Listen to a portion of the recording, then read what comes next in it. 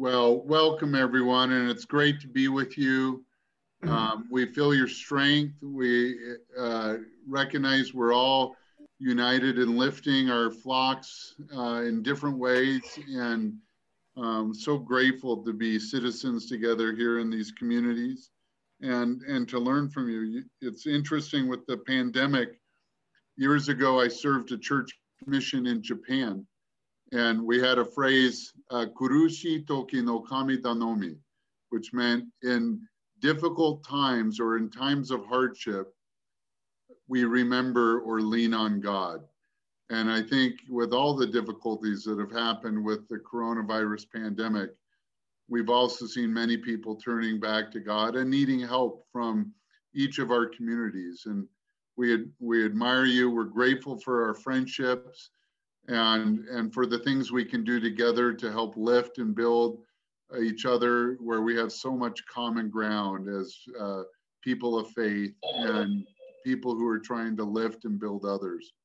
On behalf of the Church of Jesus Christ of Latter-day Saints, and also with the great support of Mike and Bonnie King and everyone who works with them, welcome to this meeting. I'd also like to thank Tanner Patterson from the Utah Department of Emergency Management, who we'll be hearing from, and some of the resources they have for communities of faith, and Mark Lemery from the U.S. Department of Homeland Security, and for all of those who work with communities of faith. And to our government officials, we also say thank you for remembering the power that is in these faith communities to lift and build and be a resource. And so we're really excited to hear from you today. And hey, great. So I'm Tanner Patterson. I'm with the Division of Emergency Management. I'm the finance manager and manage a couple of grants, one of which is the Nonprofit Security Grant Program that we'll talk about today. This slideshow is on our website. The website will be in the slide, and Mike, I believe, sent it out in an email. If not, just the slideshow. I try to have everything that we send out linked back to our website. I keep it up to date with the most recent information sent out about the grant program. And so you'll see a lot of mention of it. And that's because that's the -- place to get information about this program. But to jump into the presentation. So it's a little bit wordy. I wanted this presentation to be a resource even when I'm not here presenting it. So basically, the Nonprofit Security Grant Program is a grant program that focuses on enhancing the ability of state, local, tribal, and territorial governments, as well as nonprofits, to prevent, protect against, respond to, and recover from terrorist attacks.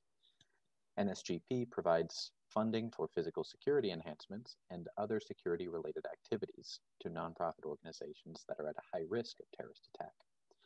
So we'll go into a little bit more detail on everything mentioned in that. So the basics of the grant program, who can apply? 501c3s in general, but in the case of houses of worship, they are actually exempt from the 501c3 requirement. A lot of houses of worship are registered as a 501c3, but if your organization is not, but you are a house of worship, you still qualify. And that's pretty much it for eligibility. So how to apply?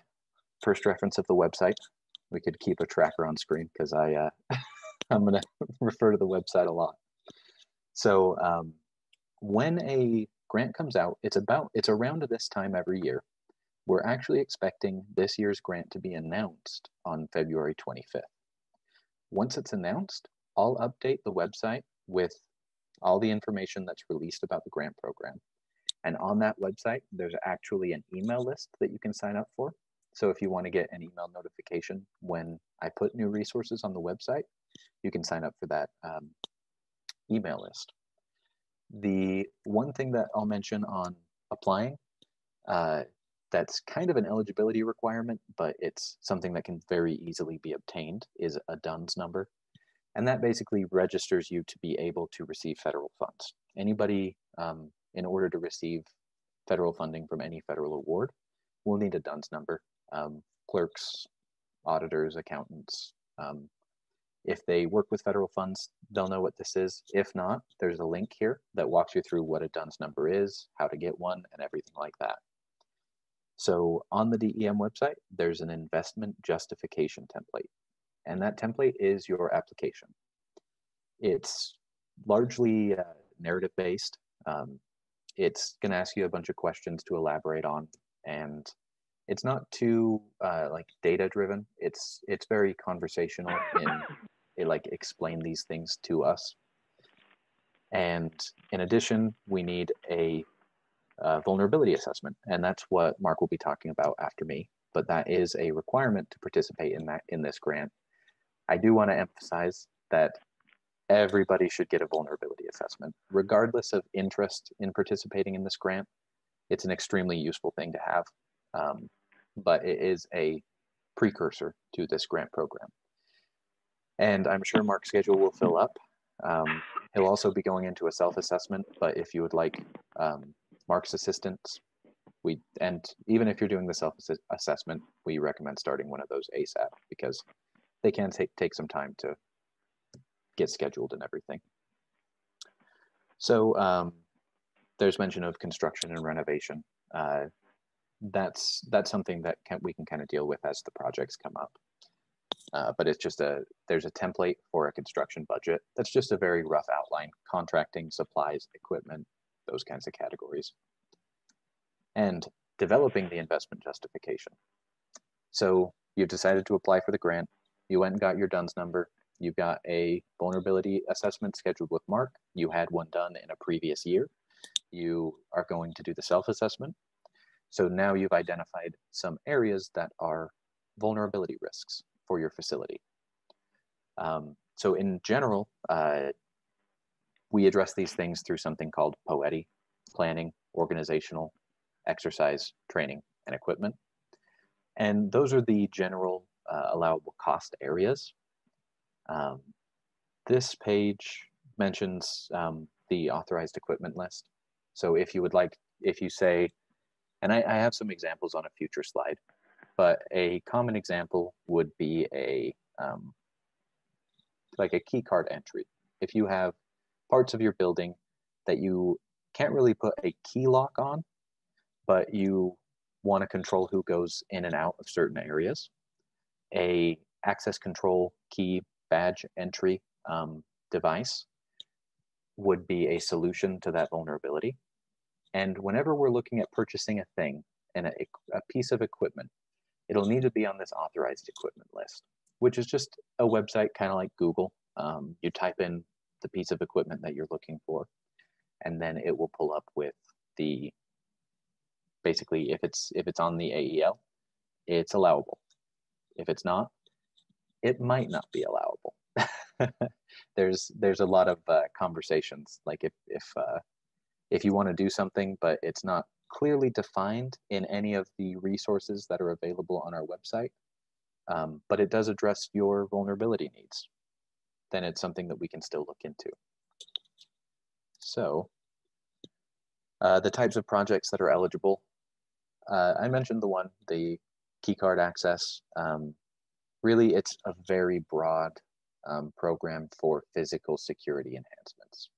Now, you can renovate buildings to make them more secure. You can purchase equipment, those card readers, bollards.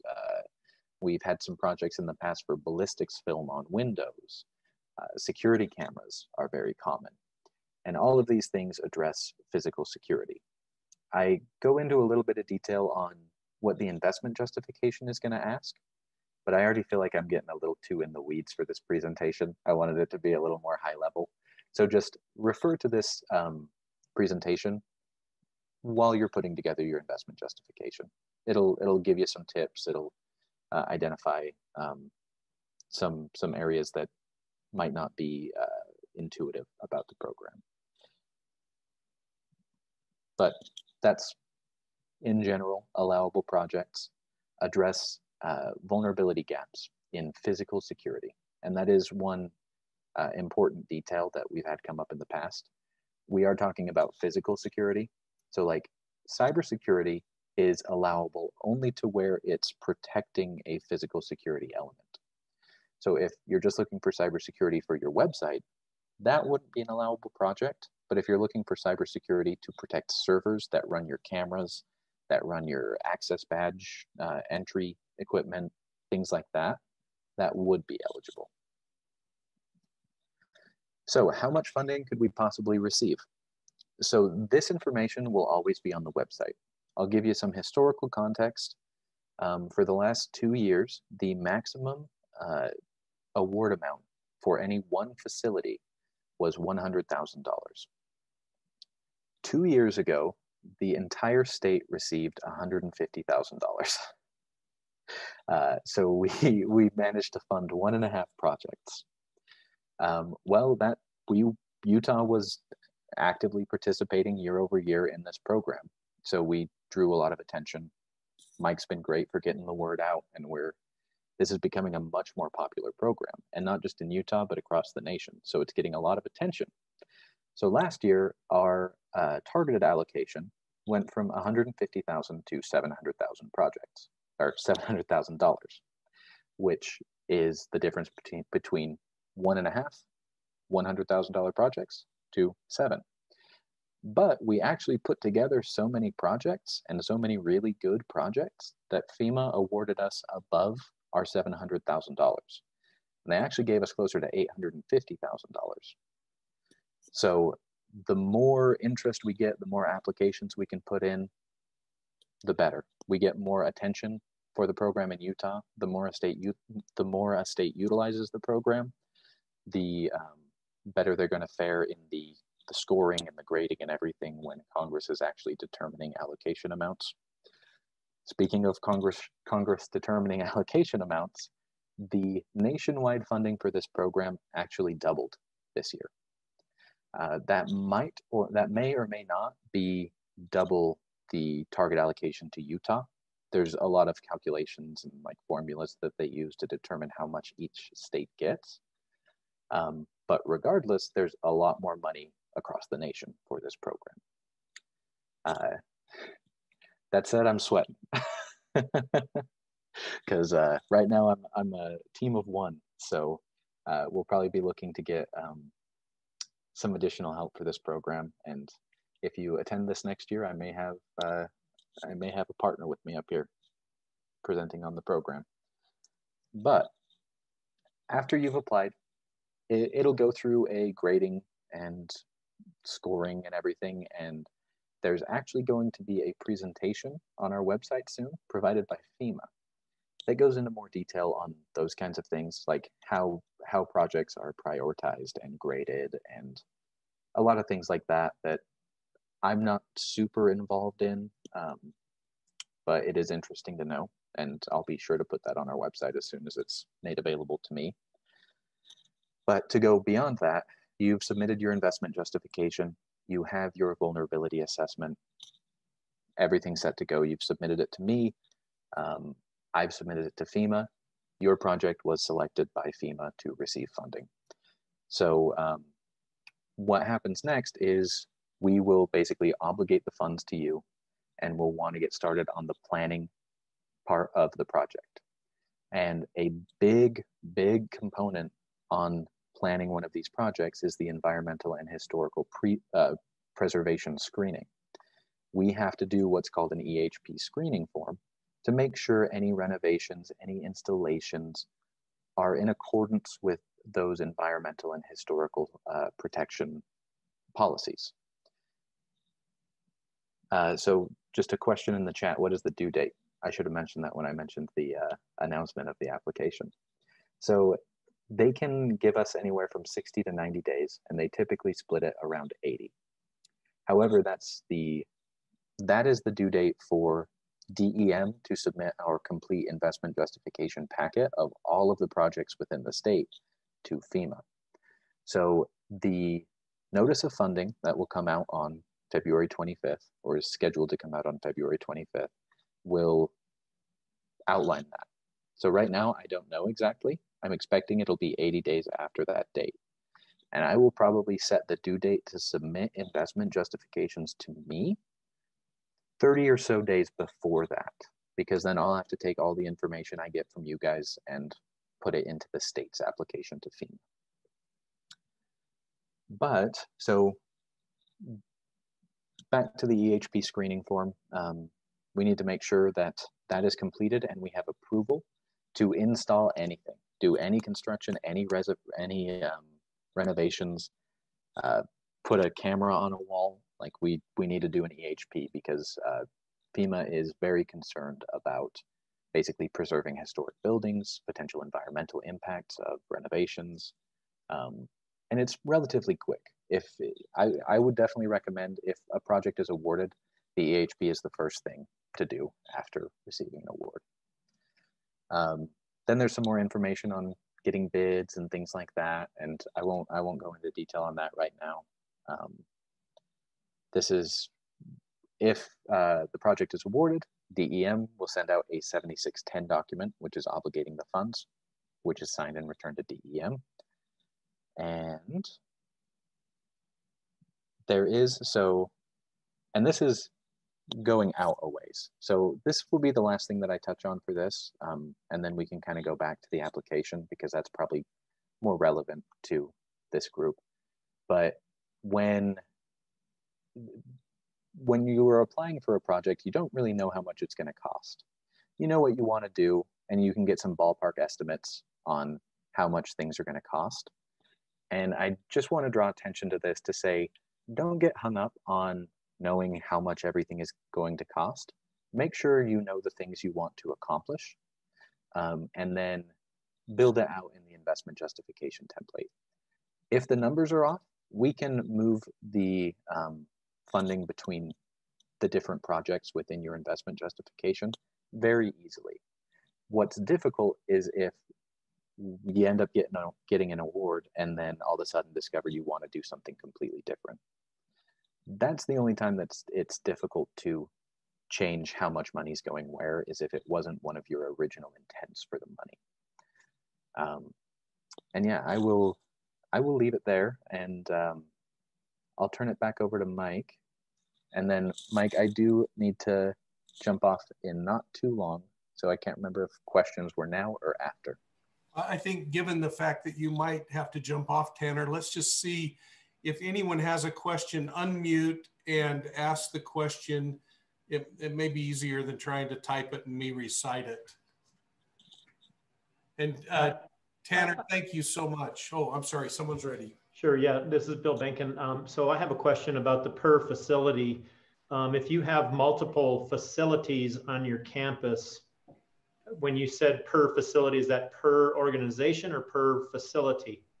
So it is per facility.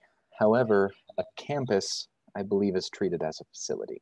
So if they were in two completely separate locations, you could apply for the full award amount for both locations. But we've had, so Thanksgiving Point and the Hogle Zoo is interested in applying this year, and their campus was treated as a facility. Okay. Thank you. Yeah. Any other questions? Tanner, if you could stay on as long as possible, we'd appreciate it. Folks, Tanner actually is, I think, still doing the daily brief on coronavirus.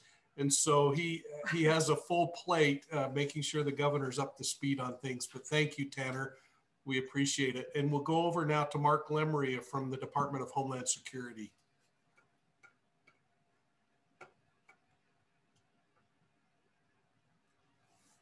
No, Mark, you're muted. So let's see. Well, actually, you might need to figure out what you did last time because your mic shows unmuted, but we can't hear you.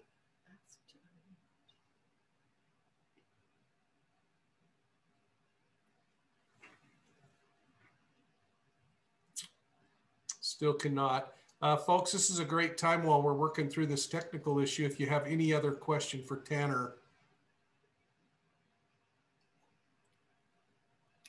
Do you have him up there? I had one. He mentioned the website. Is there, can you tell us what that website is so we can write that down? Yeah, I'll put it in the chat. Okay. And it's dem.utah.gov/NSGP. How extensive is the application process? Now, this is, I know I heard a grant manager, preparer speak earlier. So as somebody who works with a lot of grants, this is a very or relatively easy application process. Like I had said before, it's pretty conversational, where most grant applications will be like very data driven and performance standards and expectations. This one, you explain what your risk is, you say what you want to do and how you're going to accomplish it, and as DEM and then FEMA reviews it and says, this is a reasonable project, it accomplishes what it sets out to accomplish, and we think it's very likely to be completed within the period of performance. That's the only real criteria. So how to download the presentation? So the presentation is, I believe, Mike, was it in the email that you had sent out? Yes, we'll be providing everyone with a link in a follow-up email, which will have a recording of today's Zoom meeting, plus all of the presentation documents so that you can go through those. And inside those documents are links. So, and let me just see, Mark, how have you been able to figure out? Yeah, can you hear me now? Yep, we can. Yeah, so it defaulted back to our settings before, yeah, even though I changed it. You gotta love your computer. It does overthinks for you. I love it. So let me, before you yep. jump in, Mark, just in case Tanner needs to leave, Reverend Crowder asks if, just verifying, step number 1 is to schedule the vulnerability assessment first, or apply and then do the assessment. Reverend, I think that's going to be answered right now by Mark, and some options that are available to you, unless there's something you want to add, Tanner. No, I think Mark will go into it. I mean, timing wise, probably at the point we're at right now is the only context that I would add, is the application is probably going to be due in a couple of months. So you probably want to start on both right away. And that assessment that Mark's going to talk about, it'll be good for as many applications as you want to submit, as long as those applications are addressing the vulnerabilities found on those assessments. Great, thank you. Okay, just one last item. Bill Wade, your mic is open. Did you have a question? And otherwise we'll go to Mark. All right, I think we're good. Mark? Okay, so good afternoon, everyone. I'm Mark Lemery. I'm the Cybersecurity and Infrastructure Security Agency Protective Security Advisor based here in Utah, in Salt Lake City area. And I also want to introduce my partner, the other PSA in Utah, Matt Beaudry, who's also on the line today. So either one of us will be able to answer any questions or provide any follow-on support today. So what I'm going to do is I'm going to drop my video and then bring up the slides, and we'll begin the presentation.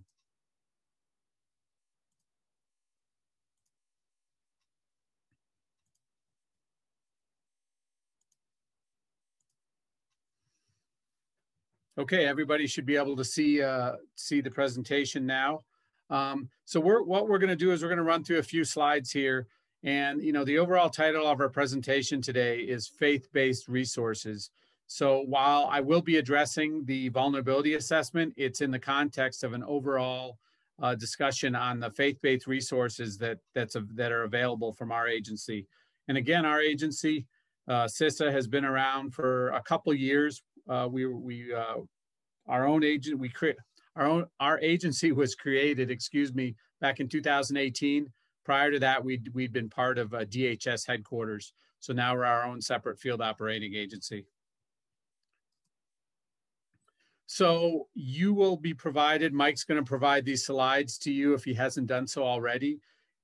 Everything that you're going to need, all the resources that are available to you, including the self-assessment I'm going to discuss, are everything pivots off of this link here. And I want to emphasize that while we'll be providing numerous links in this presentation, my intent and goal is not just to drop a lot of links and then kind of walk away. This is just this is to make it easier for you to access resources. But as I said before, Matt and I will be available in an ongoing basis to provide any follow-on support you may need to work through these various tools and capabilities as part of your grant application. So if you go to that website there, so CISA has been working really hard in the past year and a half to come up with a consolidated website that has all of the resources you need. And it's kind of built around a 4-step process. And the intent here, or the emphasis from me, and I know Tanner alluded to it in his presentation, you know, a vulnerability assessment for your organization, whether you use the self-assessment tool I'm going to cover, or whether I or Matt comes out and does it personally, or you have another organization conduct a vulnerability assessment, it is still something that you should have done. You should do it regardless of whether you intend to apply for the grant, or really regardless, even if you've applied in the past and not received funding. This should be viewed in the context of an overall risk management process, right? You're trying to reduce risk to your organization. And part of reducing risk is identifying vulnerabilities. And then once you identify vulnerabilities, you have to take steps to address those vulnerabilities and then test your steps. So that's kind of what these steps down below on the slide cover, right? So step 1 is start the process. Step 2 is conduct a vulnerability assessment. Step 3 is implement the improvements, i.e. what mitigating actions can you take based on available resources to reduce the vulnerabilities that have been identified. And again, here we're talking, I want to emphasize that as a protective security advisor, Matt and I's primary emphasis and focus is on physical security. We do have a cybersecurity counterpart in our agency here in Utah, but for the purposes of today, for the self-assessment tool, it's physical security vulnerabilities we're focused on. And then last step is test your improvements through exercises. So again, PSAs, you know, again, we're here to help you, basically connect you with those resources to help reduce risk to your organization, reduce that physical risk.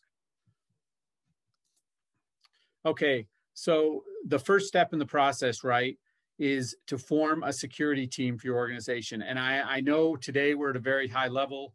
I have to generalize because some of you may already have a formal security team in place. Some of you may not have one at all. So I kind of have to address my comments to everyone. But you need to have a security team. And I'm not necessarily talking about a paid position. You know, this can be volunteers from your respective organization who may or may not have law enforcement or other security related emergency management experience, but just getting those motivated individuals who have the time to dedicate to, you know, being part of a security team. And you can see there, each one of these, you know, there's numerous links on this slide that you'll be able to access that provide various resources to help you you know, form that security team. And again, I want to emphasize that please, if you have any questions or concerns or based on, you know, the information provided, please pick up the phone or send an email to either Matt or I. We'll have our contact information at the end of the presentation. Okay, so CISA, my agency, produced this Mitigating Attacks on Houses of Worship security guide. It just came out in December. I would be interested to know if any of you have actually seen this guide. In my view, it is an excellent guide. It is very in-depth. It runs just north of 100 pages, and it has tons of resource information in there. It has it talks about provides statistics on the threats to houses of worship. You know, none of this is new to any of you on the types of threats you face, but it does an excellent job of laying out the types and the exact numbers, the types of threats, the types of attacks, and then the guide's kind of laid out in the 4 steps I just showed you. And there's a link there to the guide down there in the lower left of the slide. Okay, so kind of the core of the guide, as it were, is based around the security framework. You can see there on the left, you know, do you have a security coordinator? who is there as part of a security planning team as well as the safety team. And you can kind of see on the right there, you have the kind of the continuous circle of activity, right? So developing a security plan and a security team is your first step. Obviously, after that's done, you want to conduct a vulnerability assessment. And then as you move around the graphic there, you mitigate your vulnerabilities. One of those ways you can do that is to apply for the grant that the grant funding that Tanner discussed. The guide also includes other areas in addition to just protecting your facilities from physical threats. It also addresses daycare and school safety considerations for those houses of worship / faith-based organizations who do have daycare and or schools on site, as well as cybersecurity considerations as well to help mitigate some of the cyber threats out there today. And if you do have any questions, I cannot see the chat box while I'm presenting, but I know Mike's monitoring it. So if you have any questions, shoot them to Mike, and he can jump in and we can answer them as we go along. All right, so kind of the main focus for today, right? Step 2, conduct a security risk assessment to better understand your vulnerabilities for security improvements. So now we're going to talk about CISA's new security self-assessment tool. Again, when you go to that main link off the first slide, one of the links is to the self-assessment tool. It is a very easy to use tool that enables you to conduct a self-assessment. And I'm actually going to skip, I'll actually skip to that in a sec. So, so basically what is the tool going to enable you to do? I am not a grants expert, and that is FEMA's purview. You know, FEMA is part of Department of Homeland Security, as is my agency. My job is just to conduct, in this case, a vulnerability assessment for you. Again, you should be doing that regardless of whether you're going to use it for grant funding, but I do understand and appreciate the desire or the emphasis today on needing a vulnerability assessment for the nonprofit security grant program application. So again, that grant application, all that it says is it requires a vulnerability assessment. It doesn't say it has to be from an outside organization. It doesn't say you can't do it yourself, and it doesn't specify. So, certainly a self-assessment, this self-assessment tool meets the requirement as much as me coming out and conducting an assessment personally. Now, I know I conducted a number of faith-based assessments in the Ogden area last year. Some of you are on the call today. Some of you may have had me come out and do an assessment and may not have received funding. Some of you may have received funding, but regardless, I would encourage you to continue to apply for the grant. Regardless of previous results. Even if you've received funding, you're still eligible for additional funding.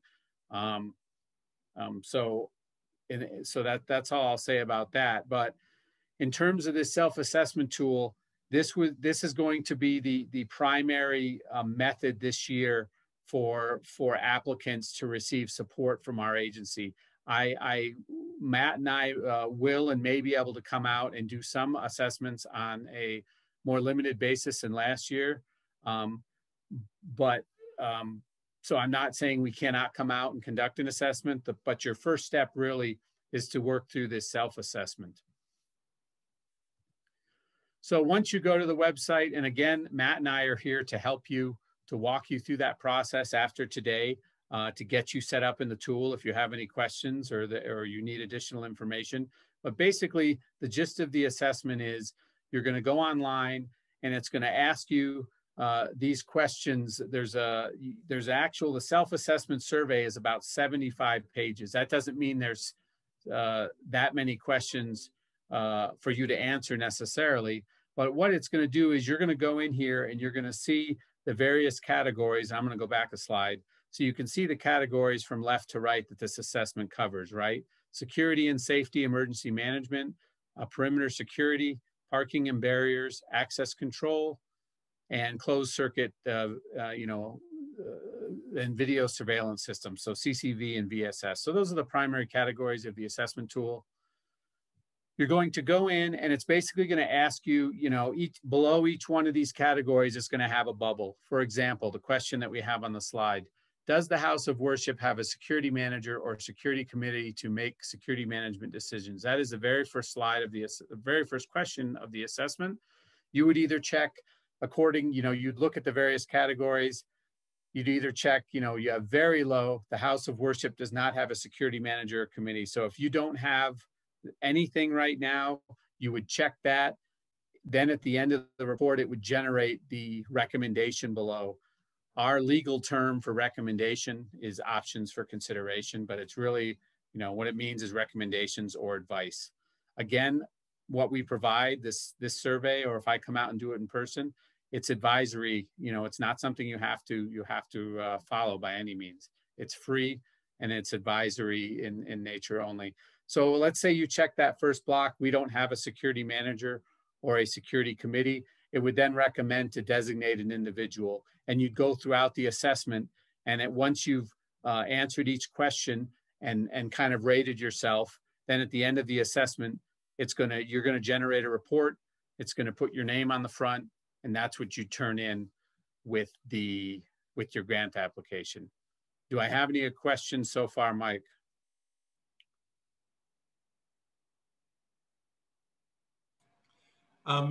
There are a couple of questions that I think are probably more for Tanner. It's one question on whether or who makes the determination on grant awards. How is the determination? And I believe that's done through Tanner's committee, isn't it? Is Tanner still on? Yes. Oh, good. Okay. I've got a meeting in each year. Mike, if I can jump in, the question I had there was like, how is it made? Not who makes it, but what, I mean, you said some people do a risk assessment and apply for a grant and may or may not get the money. How is that determination made? So there's basically scoring that FEMA does, and the state will provide its input. Our scoring that they ask us about is much more focused on just, is the application complete? And if a applicant has received funding in the past, then they are lower on the priorities. First time potential funding applicants are given a just slightly higher priority than returning applicants. The ultimate decision is when we send our packet up to FEMA. They'll go into a much more in-depth detail or in-depth review of the applications. And even if the state prioritized one, but FEMA didn't really like the project, they didn't think it was feasible, they didn't think it addressed the vulnerability concerns, whatever reason they may have, they may say, we're not going to fund this one, we're going to fund one that was lower on the list that you submitted, but here's why, and then I can pass that information back. We amend the investment justification for next year and basically try again. So it goes through two levels of scoring and prioritization. I stuck around for a little bit longer because I forgot I meant to mention something that is very important, something that I don't like mentioning, but this program is reimbursement based.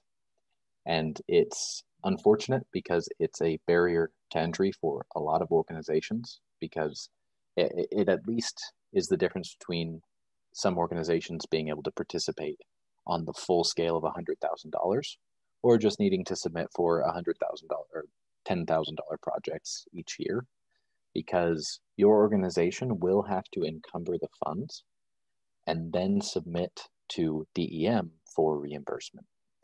And depending on the time of year, we process those reimbursements within a month and a half. Sometimes it'll be within 2 weeks. A month and a half is the extreme end of how slow that reimbursement could be. But that is a very big consideration for a lot of organizations, is can we encumber these funds up front and then seek reimbursement? So, but will they know that they have the funds and they've been awarded the grant? They just have to make the investment and know they're going to be reimbursed? Yes, none of the work on any of these investment justifications should be started until after the money's been awarded. When the money gets awarded, that's the start of the period of performance for the project. And FEMA doesn't want to reimburse for things that people already did in the past. So it would be award, start the project, complete the project, submit for reimbursement. And you don't even have to complete the entire project. If you were doing a project for $20,000 and it was 4 smaller projects for $5,000 each, you could submit for reimbursement as you were incurring the expenses. Great. Thank you, Tanner. Yeah. Mark, go ahead. Yeah, sorry about that, Mark. And no worries. No, this is important. So thanks. So, okay. So kind of, that's all I'm going to talk about, the self-assessment tool at this point for today. Again, please follow up with Mattereye, and we'll be happy to spend additional time walking you through it, online and things like that. And again, in certain cases, we may actually be able to come out to your organization, and that just depends on our schedule and availability. Certainly, even though the tool will meet the requirements of the grant as much as us coming out in person, us coming out in person to your organization gives you the additional benefit of actually eyes on site and additional feedback and things like that the assessment, isn't necessarily going to identify. Okay, step 3, again, a 4-step process. So you've identified your vulnerabilities. This slide contains tools to help you mitigate your identified vulnerabilities. For example, FEMA's guide for developing high quality emergency operations plan. Many of you have probably seen this guide. It's now going on 7 or 8 years old. That doesn't mean it isn't still valid, because it is. FEMA has not updated this guide, but it is still very valid and is very used very regularly. Our agency also came out with a couple years ago a security for soft targets and crowded places resource guide. Another excellent guide, kind of a companion to the Houses of Worship security guide. But I would recommend you look at the Houses of Security guide first, because that's targeted to Houses of Worship. And this soft targets guide broadens that out to all sorts of, the term that DHS uses, soft targets and crowded places, right? That's anywhere that people gather that by their very nature don't have strong security, like a shopping mall, churches,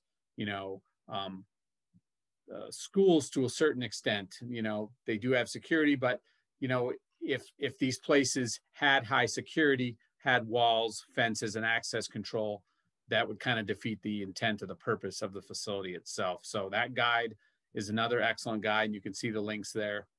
And we also have something, CISA also came out something called the Power of Hello for Houses of Worship guide.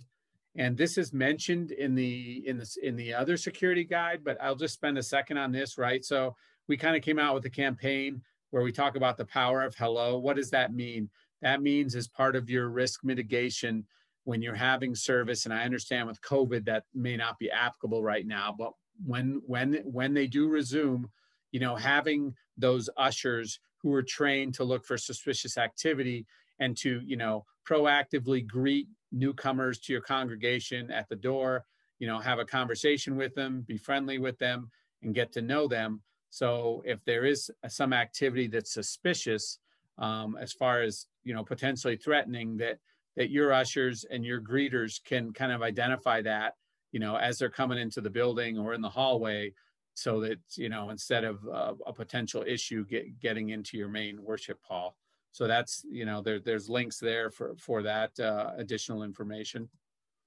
And then lastly, step 4 of the process is testing your plan, right? And we have a link there. We have a whole tabletop exercise website. And this basically, suppose, you want to test your security plan and you want to have a 2-hour tabletop exercise.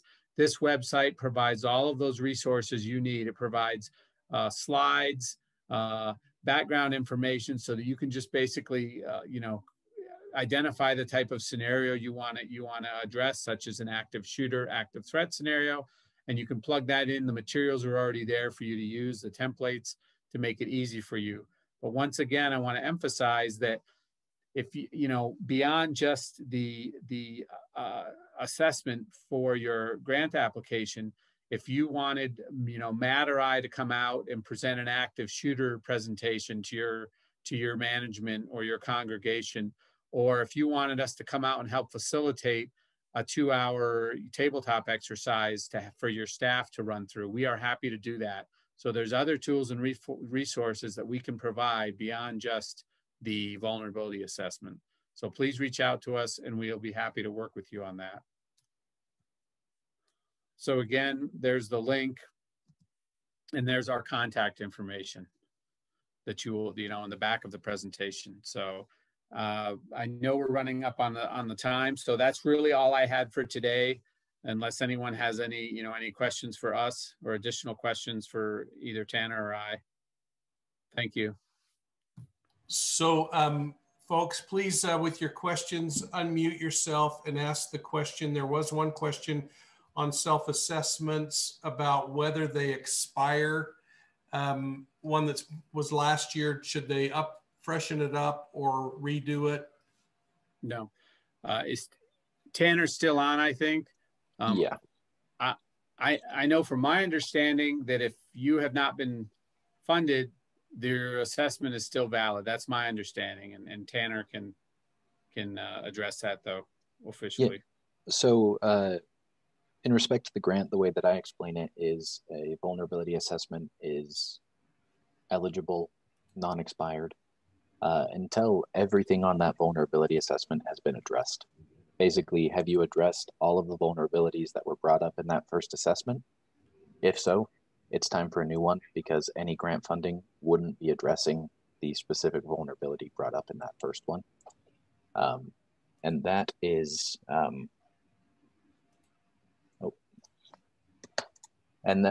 that's how I explain it. So the short answer is no, it doesn't expire. And I do need to hop off in 30 seconds. I saw another. So the links for the PowerPoint, if that is the NSGP link that's not working to let you download it. So it's a link to basically a published presentation online.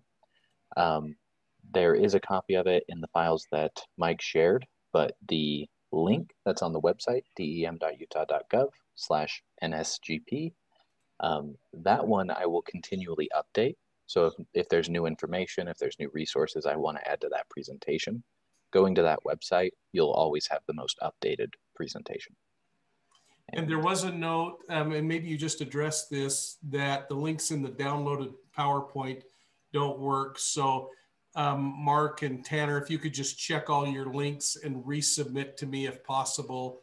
And folks, if you'll give us till the end of the day or so, we'll upload all those back to the link that gives you all of the files. Any other questions? I'm asking you all to start your video because I'm going to see if we can let everybody see each other's faces before we finish up. So, Mike, this is Bill Lund in Cedar City. I have a question for Mark, and that question is: are we too far south to take advantage of the security assessment and the tabletop exercises? Not at all. Matt and I cover the entire state. As a matter of fact, we assessed South Mountain Community Church in St. George 2 years ago, and they didn't get funding 2 years ago, but they got funding last year. I think they got like $30,000, something like that. And I only mention that because once the grant funds are awarded, the organization that gets it and how much they get is public knowledge, public information. So I like to kind of tout that as a, it's not, I don't have anything to do with determining grant awards or how FEMA looks at the various, threats. So I cannot tell you there's, but I know they received grant funding, and another, one of the Jewish organizations in St. George received funding as well last year. So no, we're statewide. We cover the whole state. Is your schedule such that we could have this assessment and have it work through this grant period? In other words, can we get you down pretty quick? Well, reach out to me with send me an email and we can talk afterwards. Very good, thank you. All right. Mike, I have a quick question. Is the application process already in place for this year, or was that not until February 25th? for the grant? So basically the notice of funding will come out on February 25th. At that time, the investment justification, which is synonymous with the application, will be available. I won't have updated all of the guidance and new dollar amounts and things like that on the 25th, but it will be available in one place or another. So the application period opens February 25th, but if you sign up for that email link or the email list, I'll send out an email once I've updated our website with all the new information, because otherwise you have to go read through a bunch of federal documents, which you're welcome to. But, so really nothing to do right now to apply for the grant. Wait until the 25th. So you can use the 2020 investment justification and outline your program. The investment justification doesn't typically change year over year. An application does have to be on the most recent version of the investment justification when you submit it, but the previous year's investment justification, sorry, I can't speak, I have 2 meetings going on. The previous year's investment justification provides basically all the questions that you'll be asked on the upcoming application. I'll also emphasize, I think Tanner mentioned it, is that, one thing for those of you who are do choose to use the self-assessment tool, and I would encourage everyone to use that, regardless of whether Matt and myself end up being able to support you before the application period. When you are using that self-assessment tool, keep in mind that your, what the mitigating tools that you have to pick from the list of available, options when you're applying for the grant, your vulnerabilities have to match that. So if you have an identified solution, you have to be able to go back to the assessment and find out where that vulnerability is. So keep that in mind, particularly if you're going through the self-assessment tool and just, kind of checking those boxes.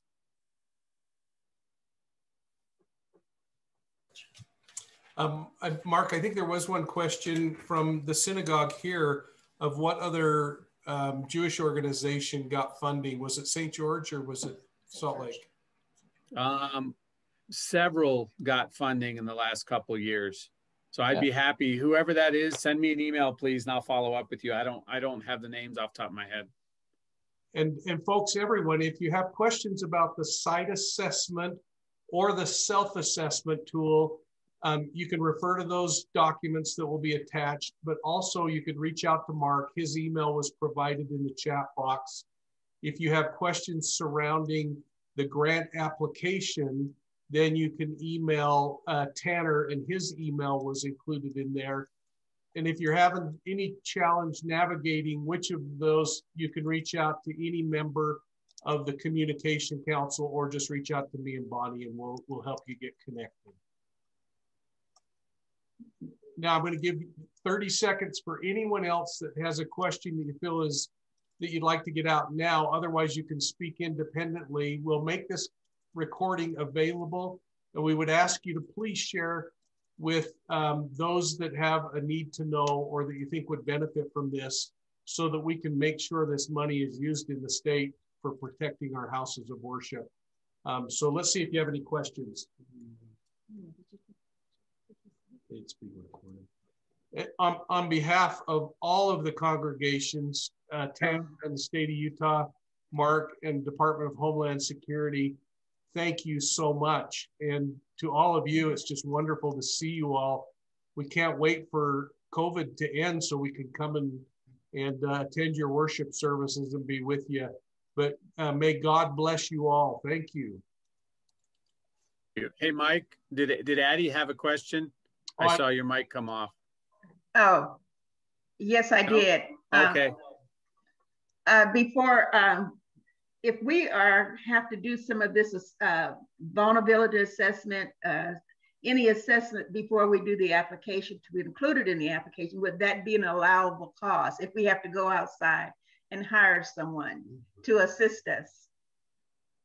Well, I hope I mentioned the self-assessment tool online is free.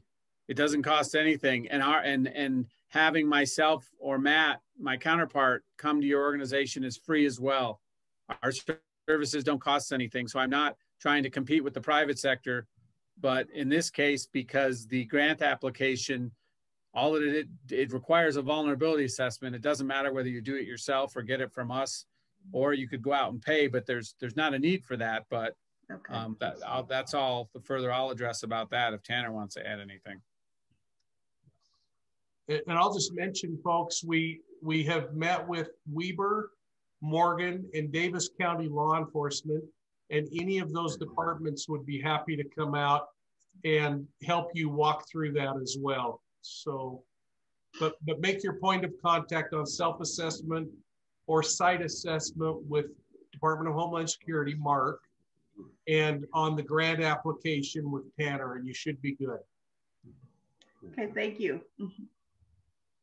It's wonderful to see you all. Have a great day. Thank you. Okay, bye.